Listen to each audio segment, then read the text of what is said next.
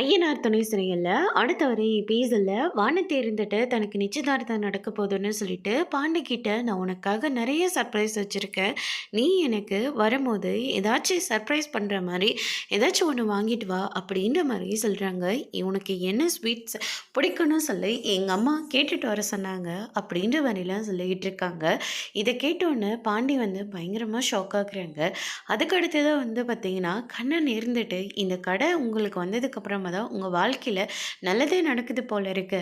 அதெல்லாம் இல்லை, நான் பாண்டிக்கு கிடைச்சதுனால தான் கடை கிடைச்சது. இப்போ கடை என்னால தான் பாண்டியே நல்லா இருக்கான் அப்படின்ற மாதிரி மாற்றி சொல்கிறாங்க.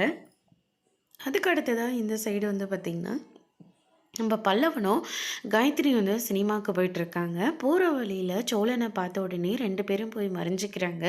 சவாரிக்கு போகாமல் அண்ணன் என்ன இந்த பக்கம் சுற்றிட்டுருக்கு அப்படின்ற மாதிரி சொல்லிக்கிட்டு இருக்காங்க. நல்ல வேளை அண்ணன் கண்டில் நம்ம படலை. அண்ணங்கிட்ட போய் நீ தான் இல்லை வரேன்னு சொல்லலாம், ஆனால் அண்ணனுக்கு ஒரு கில்ட்டியாக இருக்கும்ல, அதனால தான் அமைதியாக இருக்கேன் அப்படின்ற மாதிரி சொல்லிடுறாரு. அதுக்கடுத்து தான் வந்து பார்த்தீங்கன்னா சோழர் இருந்துட்டு நிச்சயதார்த்தத்துக்கு போகிறதுக்காக ரெடி ஆகிட்டு இருக்காங்க. நிலா வந்த உடனே பூ எடுத்து கொடுக்குறாங்க. அண்ணன் இவர்கிட்ட நான் கொஞ்சம் தனியாக பேசணும்னு சொல்லிட்டு ரூம்குள்ளே கூட்டிகிட்டு போயிட்டு பயங்கரமாக திட்டிகிட்டு இருக்காங்க. எதுக்காக ராகுவுக்கு தப்பு தப்பாக மெசேஜ் பண்ணிகிட்டு இருக்கீங்க, நீங்கள் பண்ண மெசேஜை நான் தான் பண்ணேன்னு சொல்லி அவன் என்னை கண்டுபிடிக்க பேசிக்கிட்டு இருக்கான் அப்படின்ற மாதிரி சொல்லிக்கிட்டு இருக்காங்க. நம்ம சேரன்கிட்டையும் நடந்த எல்லா விஷயத்தையும் நிலா வந்து சொல்கிறாங்க. இப்போ பாண்டிக்கு கல்யாணம் ஆகி வானத்தை இந்த வீட்டுக்கு வந்துடுவா, அடுத்தது நீங்கள் சந்தாவை கல்யாணம் பண்ணிவிட்டு இந்த வீட்டுக்கு கூட்டிகிட்டு வந்துடுவீங்க, அதுக்கப்புறம் இவருக்கும் இந்த வீட்டுக்கும் பெரிய கும்பிட போட்டுட்டு நான் இந்த வீட்டை விட்டு வெளியே போயிடுவேன் அப்படின்ற மாதிரி சொல்கிறாங்க. இவரால் எனக்கு ஆஃபீஸ்லேயும் பிரச்சனை, இங்கேயும் பிரச்சனை, இவரால் நான் பட்ட வரைக்கும் போதும் அப்படின்ற மாதிரி சொல்லிக்கிட்டு இருக்காங்க.